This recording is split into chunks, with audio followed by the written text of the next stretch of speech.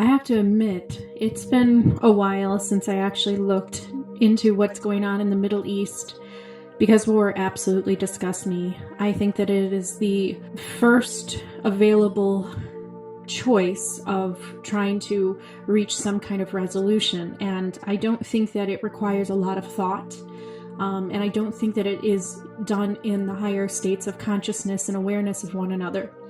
So I actually really truly do not like war. Even the honorable ones. I believe in self-defense, but I just turn my head away from war.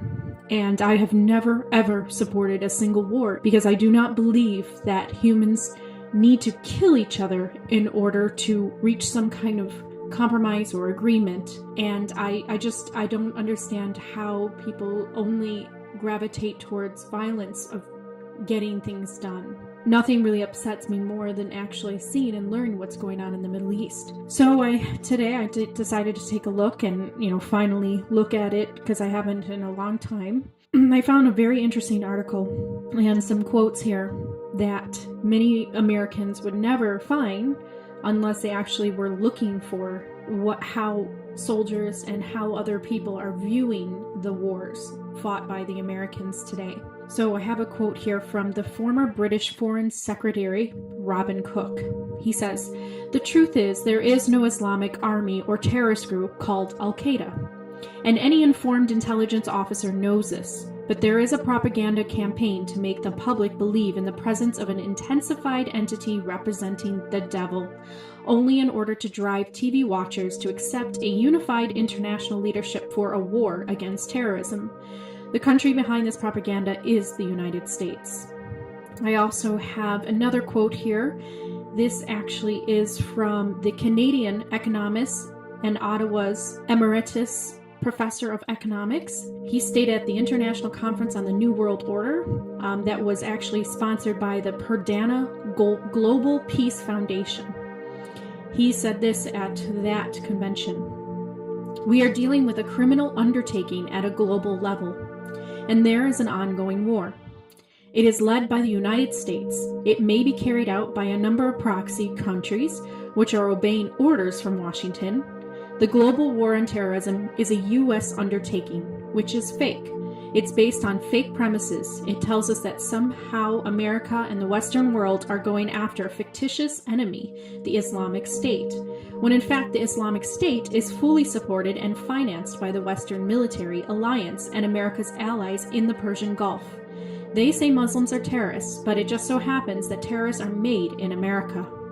They're not the product of Muslim society, and that should be abundantly clear to everyone on this floor. The global war on terrorism is a fabrication, a big lie, and a crime against humanity."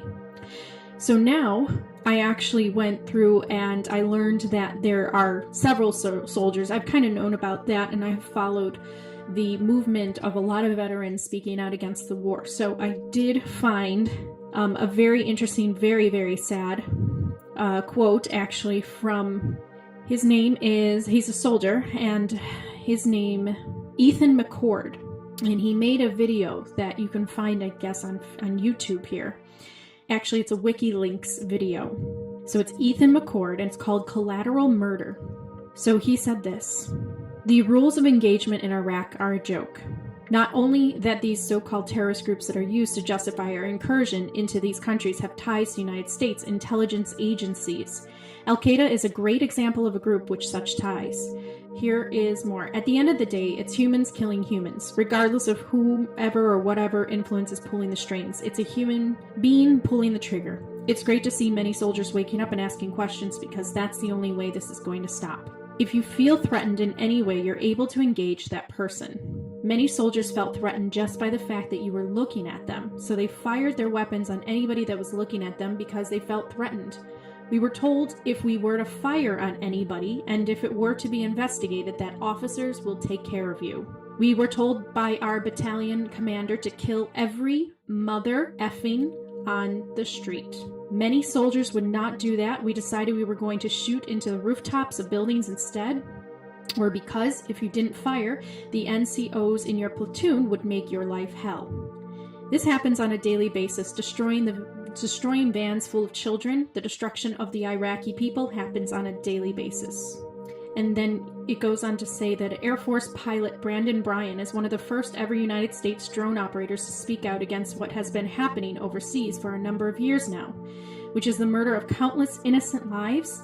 Bryan served as a sensor operator for what's known as the Predator program from 2007 to 2011. He was responsible for manning the camera on the unmanned aerial vehicles that carried out attacks overseas before leaving active duty in the Air Force. And as Democracy Now! Reports, was actually given a certificate that credited his squadron for more than 1,500 kills. Can you imagine? Could you imagine being a person that actually was responsible for taking the lives of 1,500 people? The U.S. clearly encourages and rewards this type of activity.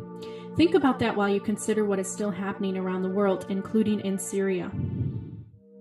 Below is Bryan's recounting of his first ever lethal drone strike and the impact it continues to have on him to this day.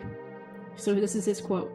"I didn't really understand what it meant to kill at first. It was horrible. The first time was horrible. The second time was horrible. The third time was numbing. The fourth time was numbing. But of course, the first time sticks with you the longest."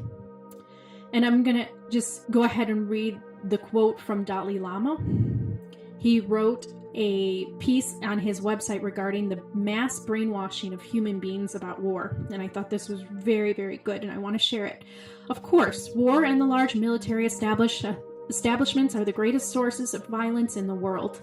Whether their purpose is defensive or offensive, these vast, powerful organizations exist solely to kill human beings. We should think carefully about the reality of war. Most of us have been conditioned to regard military combat as exciting and glamorous, an opportunity for men to prove their competence and courage. Since armies are legal, we feel that war is acceptable. In general, nobody feels that war is criminal or that accepting it is criminal attitude. In fact, we have been brainwashed. War is neither glamorous nor attractive. It is monstrous. Its very nature is one of tragedy and suffering." And this is very true. And if you actually read the whole Quran, you learn that only war is ever prescribed when you are in defense of your home and your loved ones.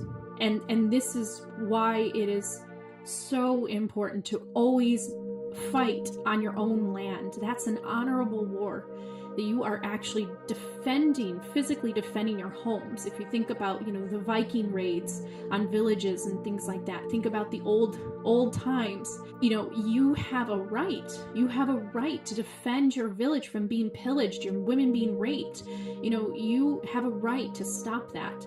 But you do not have a right to go over to another country on their soil, on their land, and kill innocent civilians just indiscriminately.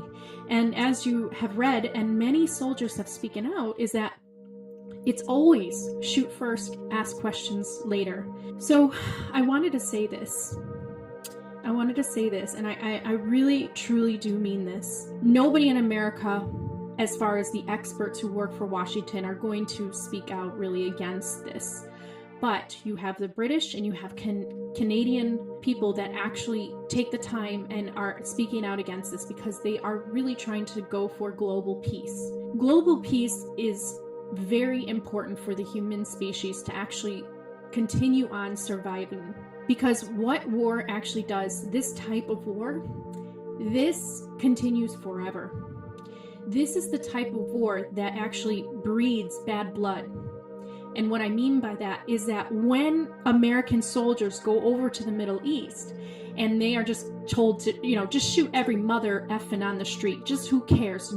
There's no discrimination, just kill whoever looks at you, don't even ask questions. Do you know what that does? That actually then creates a system of revenge, and it creates a generation. The next generation actually grows up wanting to avenge their father or mother's death if that child survives. This is the never-ending war that will be the destruction of humanity if it does not stop. This is a type of war because there are so many people in the Middle East, and for some reason they really truly think that they can actually commit full genocide of everybody over there. They actually believe that. And the numbers are vast and very, very big. And the problem with that is that there's actually people over in other parts of the country that have relatives over there. So this is why we have homegrown terrorists. We have people that are in America who see their relatives being slaughtered in the Middle East, and it actually puts in a feeling of revenge in their hearts. There is no wisdom going on to actually look forward into the future and actually see what this type of war actually can create and the consequences of this actions. They may think that they can commit genocide. They may think that they can wipe that entire Middle East clean so that they can have their central government there, take over the Golan Heights, take over that whole area, have the water and the oil to themselves. They may think they can do that. But what they don't understand is that there are Middle Easterners all over the world. And there are relatives that, and these ancestral lines go way back. And they are all over the world. They're not just in one little corner in the Middle East. This is creating a never-ending war. This is creating a cycle of revenge in hearts and anger and suffering and pain. For both sides. This is not about creating global peace at all. So those that are actually for global peace are always going to speak out against this because they know in their hearts that this is not the way to actually attain peace. You cannot wipe away an entire ethnicity or a religion. You cannot wipe away an entire group of people and expect peace later. That does not equate into logical reasoning of what actually is the consequences in the future. This is what actually breeds terrorism. As we have learned, there's no such thing as authentic, original, Muslim-grown Al-Qaeda, but there are Muslims that are so sick of being bombed and bombarded in their own country that they are fighting back. And this is the problem, is that it actually creates this system of war that will not end. This is more than the 100 Years' War. This is the type of war that actually can destroy the entire world. Because sooner or later, these nuclear weapons are going to start to be, involved. And somebody is always going to be plotting revenge. Whether it's America or whether it's the Middle East.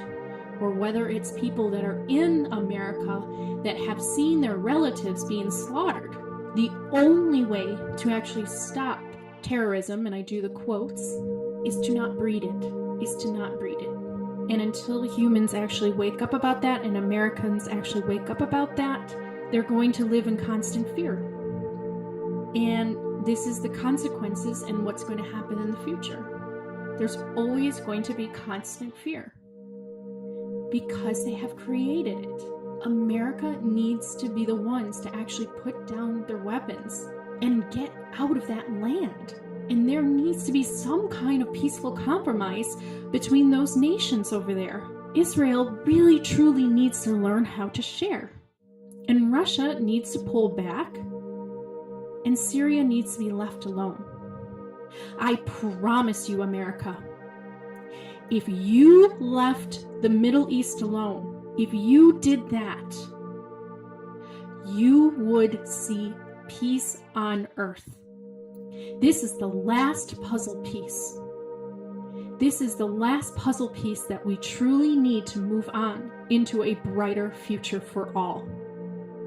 This is what's holding the entire world back. In essence, yes, this is the tribulations times. This is towards the end. This is the apocalypse unveiling itself. This is do or die. This is the type of situation where either these wars continue and kill off the entire human species, or they stop, they reverse actions, and start to actually rebuild peaceful connections together.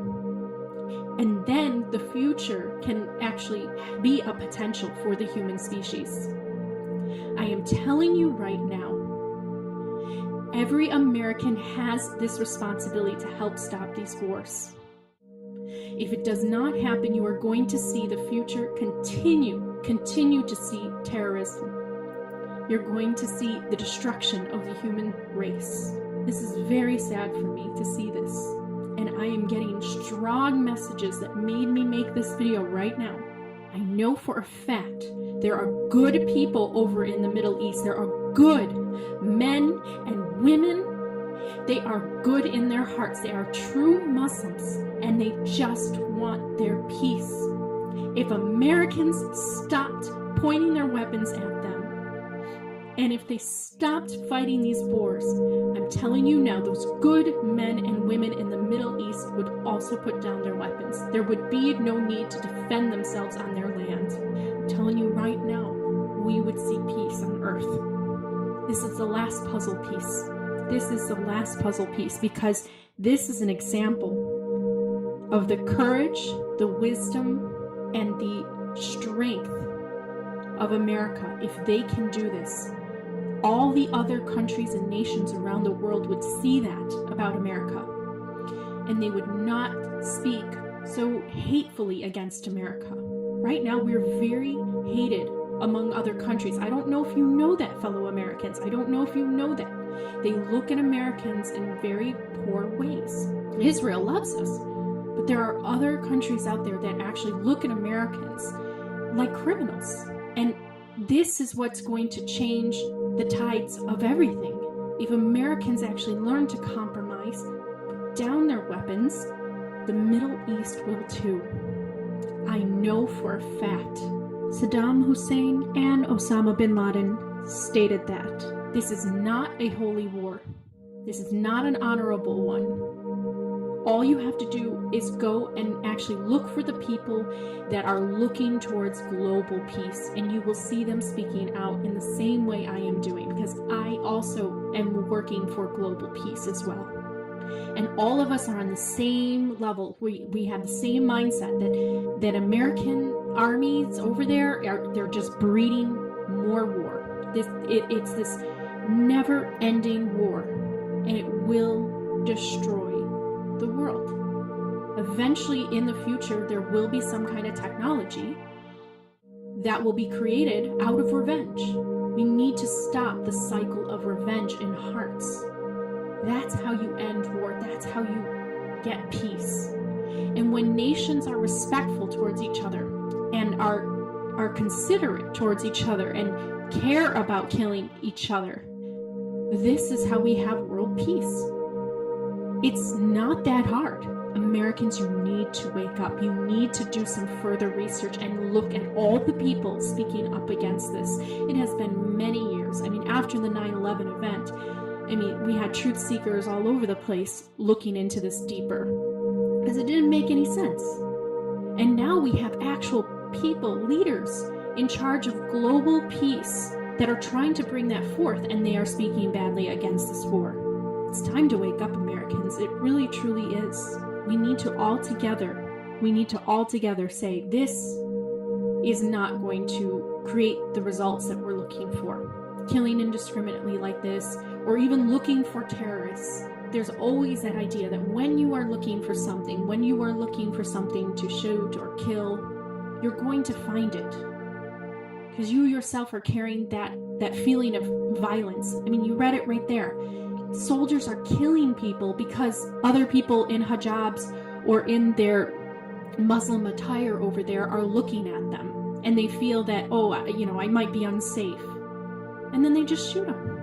This needs to stop. This is not going to create the outcome that the United States is looking for. And I can't believe that they don't have the wisdom to actually see that this is a never-ending cycle of revenge being created. It's just too sad.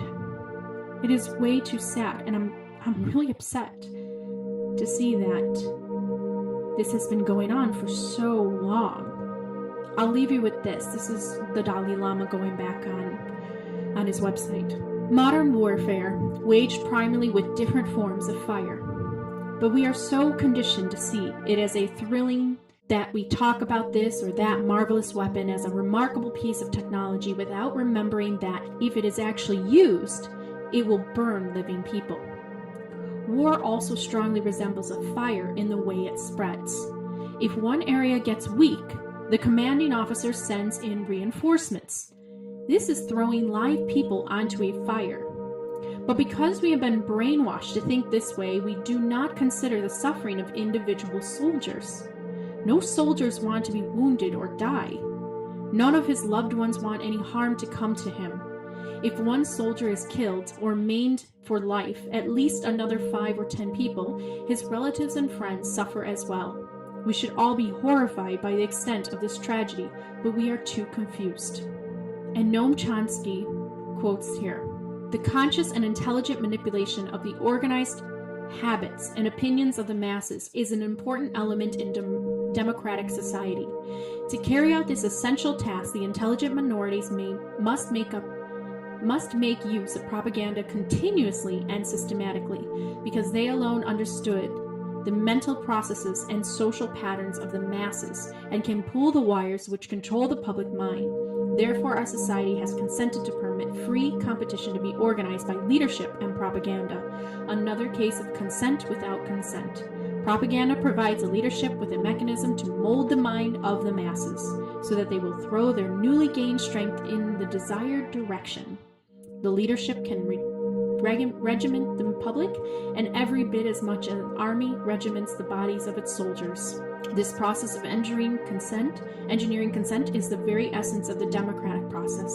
So the solution is that for the human beings that are actually being given this order, and the human beings that are following these orders, they need to stop listening.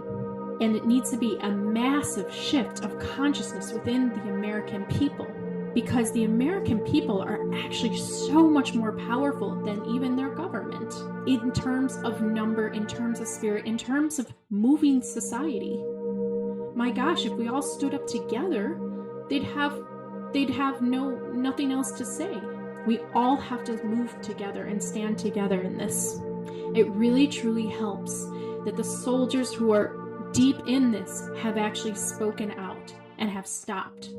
And they have stopped listening and taking orders in this way. And there are so many soldiers that are speaking out against this. There are a lot of soldiers that are quiet because they think, they've been brainwashed and they're on a different level of consciousness than the ones that actually do stop listening and actually speak out against the wars. This is what is needed in order to reach the peace that everybody is looking for. The society that truly humans want to evolve into is one where there can be many different nations and cultures and diversity, but there is deep ingrained respect for each other's property and resources. And when that kind of respect happens, this is when sharing becomes a lot more easily, and it becomes no longer a game to conquer over land and to take control. It becomes more of a way to just share because you want to share with another leader of a country that's kind to you. That's how ally relationships are built.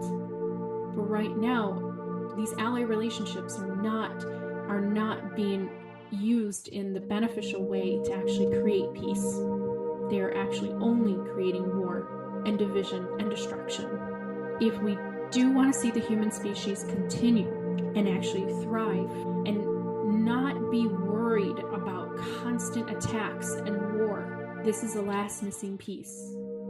This is America growing up and learning from its lesson.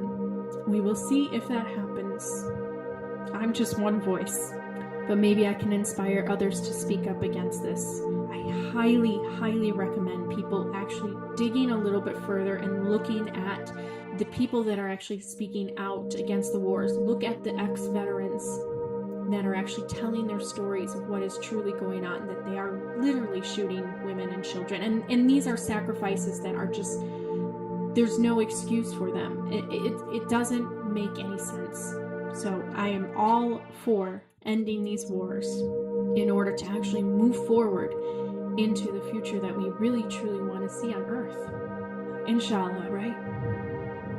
Well, God bless everybody and those who are suffering in their own countries right now. I have some subscribers that actually are suffering in some kind of way over there in the Middle East. So I just want you to know that I am not the only American, and there are many Americans that are thinking about you guys daily. And this is what we can do, is we can stand up together. So I'm making my statement now. End these wars, so peace for all can happen. Salam.